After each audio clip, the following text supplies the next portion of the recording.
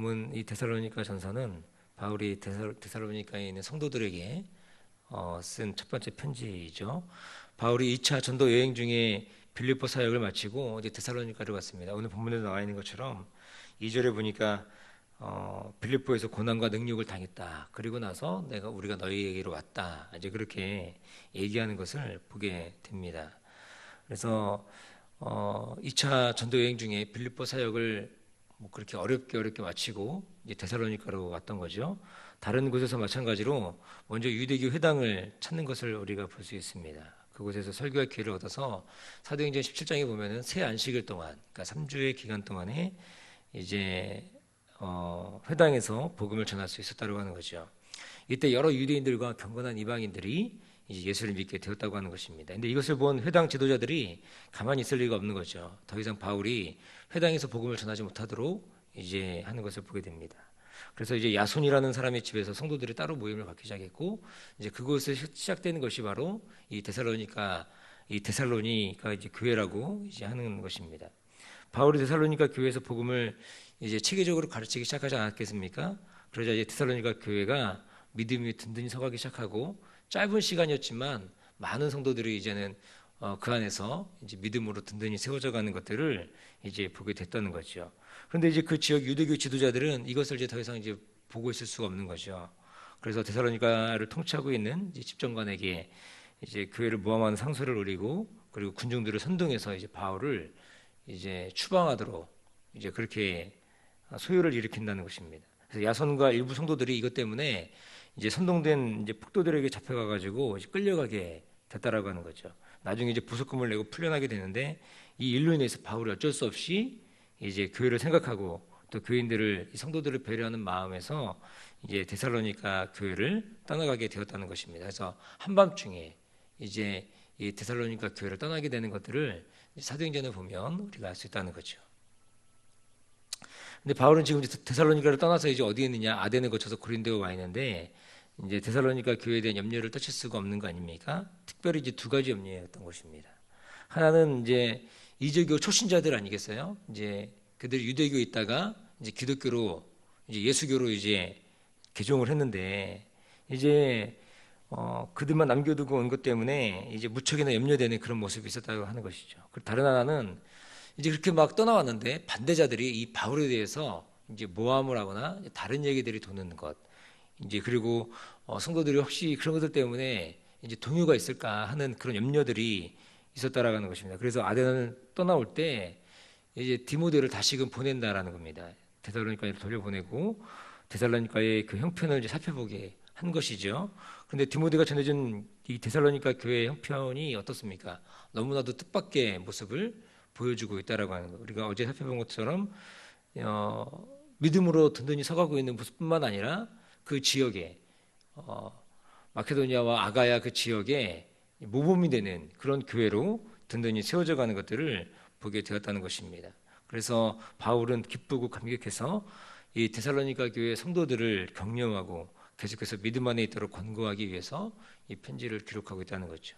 이 편지 중에 오늘 본문의 말씀은 특별히 이 바울이 자기가 데살로니가에 사역하면서 했던 그 행동들, 어떻게 그들을 섬기고 어떤 심정으로 그들과 함께 했는지에 대해서 좀 자세하게 좀 적고 있습니다. 그래서 본문에 보면은 어떻게 이 성도들을 대했고 어떻게 사랑했는지, 목숨까지 줄 정도로 사랑했다라고 이렇게 3주의 짧은 시간이지만 그 정도로 그들에게 복음을 증거할 때 그의 마음은 그렇게 사역했다라고 하는 그 부분들을 보여주고 있다라고 하는 거죠.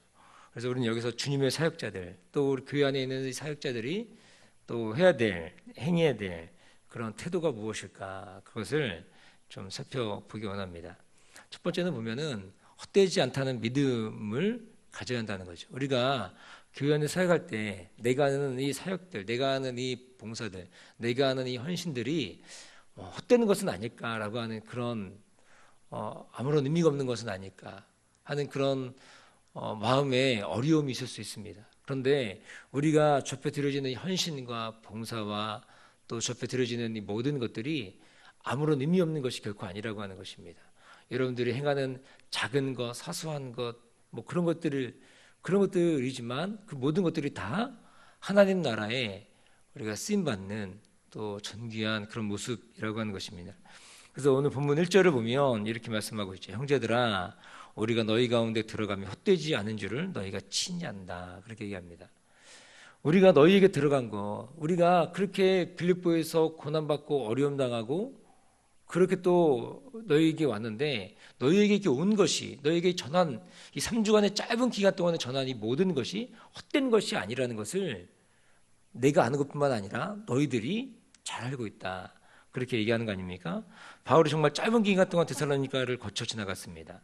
나름 최선을 다해서 정말 복음을 전했습니다. 워낙 핍박이 심해서 이제 도망치듯 데살로니가를 빠져나왔지만 어떻습니까? 이 복음을 충분히 전하지도 못했고, 뭐 어떤 지역 같은 경우는 3년 동안 뭐 복음도 전하고 또 몇 개월간 또 복음을 전하고 그런 일들이 많이 있었지만, 여기서는 굉장히 짧게 복음을 증거한 거 아닙니까? 그런데 인간적으로 볼 땐 데살로니가 사역은 제대로 열매를 맺지 못할 것 같은 그런 사역이었다고 생각할 수 있습니다. 그런데 마음 가운데 이제 그런 마음이 있는 거죠. 야, 여기서 했던 사역들이 의미가 없는 것이 아닐까, 그렇게 생각할 수 있지만, 그러나 저들이 보여주는 그 삶에 드러나는 열매들, 모습들이 그런 것이 다 기후였다라는 것을 보게 된다라는 거죠.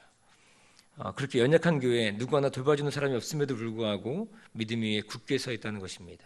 자기 믿음조차 지탱하기 어려운 형편의 사람들이 이제는 또 그 지역에 복음을 증거하고 있고 또 전하고 있다라고 하는 거죠. 믿음의 본이 되고 있다는 것입니다. 그래서 바울이 깨닫는 게 무엇입니까? 주의 사역, 이 결코 내가 하는 하는 모든 것들이 의미가 없는 것이 아니구나. 다 의미가 있는 것이구나. 다 주의 나라에 다 쓰임 받는 것이구나. 이것들을 보게 된다는 거죠. 지금은 잘 정확하게 모르겠지만 예전에 한때 이 중국의 지하 교회가 극심하게 어려울 때가 있었다고 하죠. 굉장히 핍박이 많고 정말 교회가 지하로 숨어 들어가는 그때 어떤 일들이 있었냐면, 그 중국 공산당이 지하교회 지도자들을 그렇게 숱하게 잡아갔다고 하는 것입니다. 그런데 교회 지도자들을 잡아들이면 교회가 와야 될 거라고 생각을 한 거죠. 보통 그렇지 않습니까? 지도자 잡아가면은 뭐 교회가 와야 되는데, 근데 오히려 더 부흥한다라는 겁니다. 왜 그러냐면 지도자를 잡아가면 그 밑에 있는 또 다른 사람이 지도자가 돼서 또 그렇게 그 교회를 또 잘 이끌어가고 한다는 거죠. 그렇게 또 다른 지도자가 나타나서 교회를 노랗게 부흥시키더라는 것입니다. 이것이 하나님께서 하시는 역사라고 하는 거죠. 우리 가운데 누군가, 또는 뭐 내가 없으면 안 될까, 아니면 누군가 없으면 안 되는데, 그런 마음들이 사실은 쓸데없는 생각일 수 있다는 것입니다. 하나님의 일은 하나님이 하시고 하나님의 교회는 하나님이 책임져 가시기 때문이라는 거죠.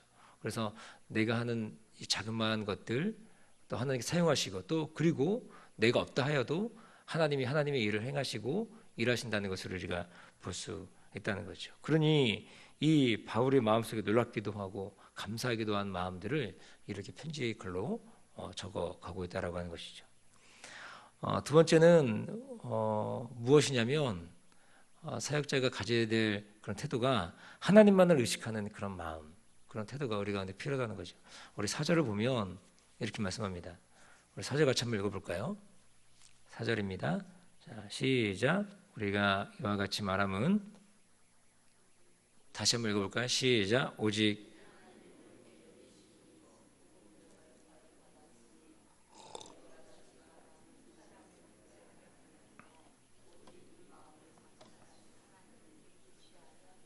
그렇죠. 여기 뭐라고 되어 있습니까? 오직 우리 마음을 감찰하시는 하나님을 기쁘시게 하려 합니다. 우리가 사람을 기쁘게 하려 함이 아니고 우리가 하나님을 기쁘게 하려 합니다. 그렇게 말하고 있습니다. 바로 데살로니가에서 그토록 많은 사람들에게 비난과 모함, 박해 받으면서도 전하는 것이 무엇입니까? 복음만 전하는 거예요. 하나님의 말씀 전하는 것입니다. 사람들이 잘 보이고자 하기보다는 하나님을 향한 그런 마음들이 이 사도 바울의 마음 가운데 잘 드러났다는 거죠. 그래서 얘기하는 것이 사람을 기쁘게 하려 함이 아니다.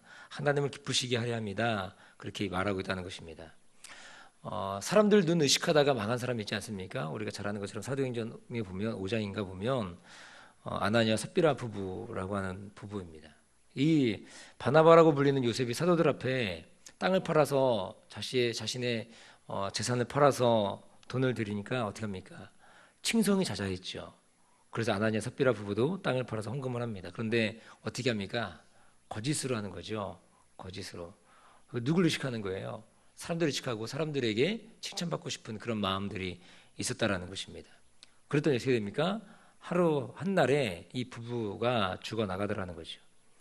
우리가 사람을 의식하면 이러한 모습들이 생긴다는 것입니다. 그래서 제가 굉장히 좋아하는 말씀인데 잠언 29장 25절에 보면 이런 말씀이 있어요. 사람을 두려워하면 올무에 걸리게 되거니와 여호와를 의지하는 자는 안전하게 거하리라. 안전하리라. 그 말씀하는 거예요. 사람을 두려워하면 뭐예요? 우리가 올무에 걸리는 거예요. 올무에 걸리지만 우리가 여호와를 의지하는 자는 안전하게 거하는 줄로 믿습니다. 그러므로 우리 가운데 필요한 자세가 무엇입니까? 이건 단지 사역자들에게 필요한 자세가 아니라 이 땅을 살아가는 우리 모든 그리스도인들에게 사실 필요하겠죠. 우리가 사람을 기쁘게 하랴, 하나님을 기쁘게 하랴, 그런 마음들이 필요한 것이죠. 사도 바울의 이러한 태도는 데살로니가 교회뿐 아니라 우리가 먼저 있었던 그 갈라디아 교회에서도 동일하게 나타나는 그런 태도라는 것입니다.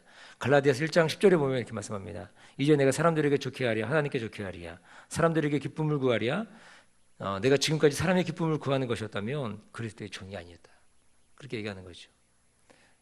우리 가운데 이렇게 사도 바울과 같이 어떤 특별히 이 교회 안에서의 그런 태도는 우리가 살아가면서 갖는 우리 봉사의 또 헌신의 그런 태도는 어떤 것이 됩니까? 우리가 사람들에게 시선을 두느냐, 하나님께 시선을 두느냐. 사람들에게 시선을 둬서 올무에 걸려서 마음이 무너져가는 그런 것이 아니고 우리가 하나님을 두려워할 줄 알고 또 그리고 하나님께만 우리 시선을 고정할 때 우리가 진정한 안정감이 바로 그 안에 있다라는 것을 우리가 경험할 수 있게 되기를 주님의 이름으로 간절히 축복합니다. 마지막 세 번째는 이제 사랑하는 마음인데 보면 8절을 보면 우리 같이 한번 8절도 한번 읽어볼까요? 8절을 같이 읽겠습니다. 자, 시작. 우리가 이같이 너희를 사모하여 하나님의 복음으로만 아니라 우리 목숨까지 너희에게 주기를 즐겨함은 너희가 우리의 사랑하는 자 됩니다. 그렇게 말씀하고 있는 거죠. 바울은 정말 데살로니가 교인들을 사랑하고 있는 거죠. 바울은 정말 짧은 기간 데살로니가에 체류했는데도 아무리 길게 잡아야 사실 한 달도 채 안 되는 기간 아닙니까? 3주밖에 안 되는 그런 기간입니다. 짧은 기간 동안 복음을 전하며 열매를 얻게 됐고 교회를 세우게 되었다는 것입니다. 그리고 그들과 교제하며 복음 진리를 가르치다가 그것을 떠나게 되었는데 짧은 기간 그들과 교제를 했지만 데살로니가 성도들에 대한 이 바울의 마음, 바울의 사랑 이것은 그 누구 못지 않은 것이죠. 그래서 고린도에 와 있으면서도 데살로니가 교회 걱정에 노심초사하는 겁니다. 디모데를 보내놓고 더디 오니까 그야말로 학수고대하면서 기다리고 있는 이 데살로니가 소식을 기다리고 있는 그런 마음이라는 것. 바로 이 사랑의 마음이 데살로니가 교회를 향한 사도 바울의 마음이라고 하는 것입니다. 우리가 죄사를 감당할 때 우리가 모든 것 위에 뭘 더하는 것입니까? 사랑을 더하는 거죠. 그래서 사랑장에 보면은 모든 것 정말 자신의 육체를 내어줄 정도로 사랑하고 그렇게 뜨겁게 열심히 그런 일들을 하지만 그런 일들 위에 사랑이 없으면 사랑을 더하지 않으면 뭡니까? 아무것도 아니라는 거예요. 아무것도 아니다. 그러니까 우리가 정말로 사랑을 하지 않는 모든 일들은 꽝이다라는 거예요. 아무것도 아니다. 그래서 우리가 특히 우리가 교회 안에서 하는 모든 사역들이 그런 사랑을 전제로 하는 사랑을 기반으로 하는 그런 모습이 되어야 한다는 거죠. 그래야만 뭐가 있는 거예요? 진정한 변화가 있는 거예요. 우리가 사랑이 사람들의 마음을 열고 또 한 걸음 더 나아가 사랑이 사람을 변화시키기 때문이라는 것입니다. 우리가 뭘로 변화시킵니까? 우리가 어떤 능력이 있다고 변화시키겠습니까? 우리가 주님을 닮은 사랑의 마음이 있을 때 그 사랑의 마음으로 우리가 나아갈 때 함께할 때 그때 많은 사람들을 변화시키는 거죠. 예수님 제자들이 진정한 변화가 일어나기 시작했던 때가 언제입니까? 부활하신 주님 만났을 때 아니겠어요? 그때 예수님이 베드로를 만나시잖아요. 만나시면서 말씀하시는 것이 무엇입니까? 네가 나를 사랑하니? 그렇게 묻는 거 아니에요? 네가 나를 사랑하느냐? 세 번 물으시면서 그 예수님의 사랑, 제가 말씀드렸죠 예전에 설교할 때 이 말씀은 오히려 예수님이 베드로를 향해서 사랑 고백을 받는 장면이긴 하지만 오히려 반대로 그만큼 내가 너를 사랑한다라고 하는 그런 반어적 표현이라고도 우리가 볼 수 있는 거 아니겠습니까? 그래서 예수님이 사랑한다라고 고백하는 그런 모습이라고 하는 것입니다. 그 사랑이 어떻게 되는 거예요? 베드로를 변화시키는 거예요. 베드로를 변화시키고 그 베드로를 통해서 이제 교회, 이 사도행전의 초대교회가 시작되고 처음 교회가 시작되는 그런 모습들을 보게 된다는 것입니다. 이 예수 그리스도의 베드로를 향한 사랑이 베드로를 완전하게 변화시키는 모습이 있다고 하는 거죠. 우리 또한 이렇게 우리가 이 교회 공동체 안에서 이런 사랑의 모습으로 나아가고 그리고 사랑의 모습으로 많은 사람들을 대하고 이 사랑으로 또 많은 사람들을 변화시켜가는 그런 모습이 우리 가운데 있기를 간절히 축복합니다. 기도하겠습니다. 좋으신 아버지 감사합니다.